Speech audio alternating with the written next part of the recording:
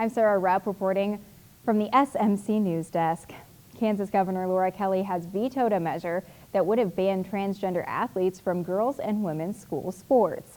The Democratic governor's action on Thursday thwarted an effort by conservative Republican lawmakers to make Kansas the latest state with a GOP-controlled legislature to enact such a ban, with more than 20 considering it.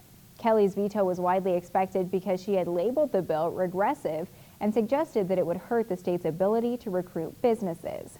Conservative Republican lawmakers did not have the two-thirds majorities necessary in both chambers to override a veto when they pushed it to passage earlier this month. Laura Kelly has vetoed two Republican-backed education bills as well.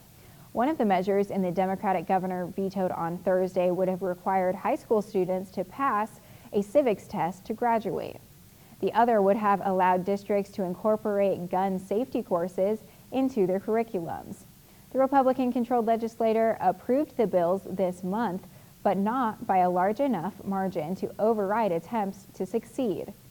It wasn't immediately clear if anyone who opposed either bill initially might back one or both bills in an override attempt, or even if attempts were going to be made.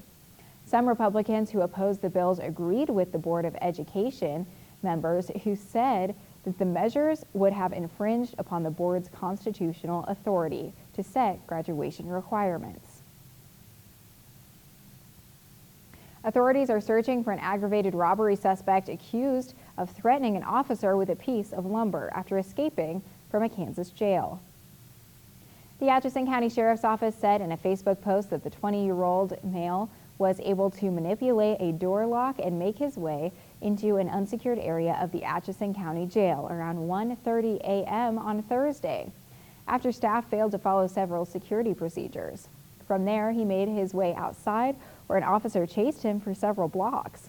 The Post said the man, who had been in custody since January, got away after picking up a 2x4 piece of lumber and using it to threaten the unarmed officer.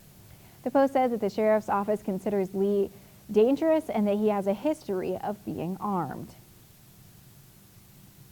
About three-quarters of the Kansas counties have turned down new shipments of the coronavirus vaccine at least once over the past month as the demand slows. State data shows that 6 counties have rejected allocations for 4 straight weeks. Only 24 counties, mostly larger ones such as Shawnee, Johnson, and Sedgwick, haven't turned down any vaccine shipments. The shutdown is coming even though just 37% of the state's residents have received at least one dose of the vaccine. Kansas counties are increasingly allowing people to walk in to get a coronavirus vaccine without an appointment as the interest wanes. In the Lawrence area, mass vaccination clinics, which had been immunizing almost 700 people per hour in their peak, are coming to an end next week. They'll be replaced next month with 5-day-per-week drive-through clinics that will deliver 200 to 300 vaccines per day to people without being scheduled in advance. The health department in Johnson County also opened up a mass vaccination clinic in Lexington to walk-ins on Wednesday and Thursday. In the Wichita area, appointments will not be needed starting on Monday to get a vaccination at the former downtown library. Wyandotte County has opened 3 clinics to people who don't need to have appointments. A prosecutor says that police were justified in fatally shooting a man during a chase and a gun battle in East Central Indiana. The Delaware County Prosecutor Eric Hoffman said in a report on Wednesday the 2 officers who shot a 28-year-old Jonathan Levi Allen unquestionably and without doubt did so in defense. Allen, a 28-year-old former Munch resident who was living in Wichita, died on March 10th. Indiana state police say that Allen was shot in the head by a Munch officer and crashed into his SUV, a parked vehicle.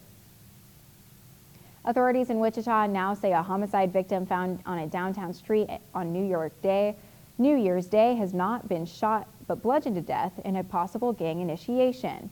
The Wichita Eagle reports that the arrest documents filed by police say that a medical examiner found no evidence that a 21-year-old had been shot, but instead that his death was the result of blunt force injuries to the torso.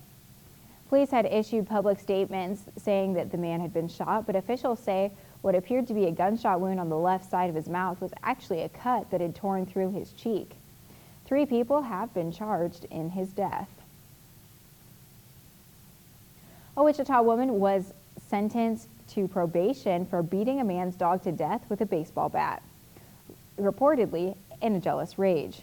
The Wichita Eagle reports that the 32-year-old was sentenced on Wednesday to 2 years probation.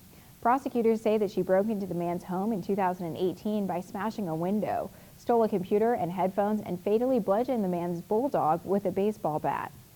A witness told police that she killed the pet because she was mad at the man, with whom she was romantically involved, for seeing another woman. The woman denied committing the crimes to the police, but pleaded no contest in February to burglary, theft, and cruelty to animals. A federal jury has found a black Kansas City firefighter subject to racial discrimination and then fired in retaliations for his complaints. The Kansas City Star reports that the jurors on Thursday ordered the unified government of Wyandotte County and Kansas City, Kansas, to pay Mr. Harris more than $2.43 million for back pay, future pay, and compensatory damages. The trial shone a spotlight on a systematic racism within the department, and witnesses testified at the trial that black firefighters are frequently moved into one fire station and are often passed over for promotions and are not actively recruited to serve in the racially diverse city. In local news, a 33-year-old man from Gypsum was driving in the 1000 block of East Iron shortly before 6 p.m. on Thursday. He allegedly looked down at his cell phone and rear-ended the vehicle, then pushing it into the vehicle in front of that, which struck the vehicle in front of that, making it a 4-car collision. There was no injuries, and the last car struck was not damaged. However, the other 3 cars were, and 2 were towed away from the scene. The Saline County Health Department announced that they have vaccinated about 32% of Saline County residents. The goal is at least 70%. Vaccines are now available at many health clinics across town due to the vaccine becoming more available. Schwann's Corporate Giving Foundation awarded Child Advocacy and Parenting Services Incorporated out of Salina a $10,000 grant at the monthly board meeting on Tuesday. And now for a look at our 3-day weather forecast. Tonight, a 10% chance of showers shortly before 7 p.m., mostly cloudy with a low around 40 degrees. A northeast wind around 8 miles per hour. Saturday, mostly sunny with a high near 67, north winds up to 11 miles per hour. Saturday night, mostly cloudy with a low around 47 degrees, east winds becoming 10 miles per hour and south and southeast after midnight. Sunday will be sunny with a high near 77 degrees, breezy with a south wind of 10 to 20 miles per hour, gusts as high as 31 miles per hour. Sunday night, mostly clear with a low around 61. Monday, mostly sunny with a high near 87, breezy, and Monday night, partly cloudy with a low around 63 and breezy. I'm Sarah Repp reporting from the SMC News Desk, and I'm wishing you a good night.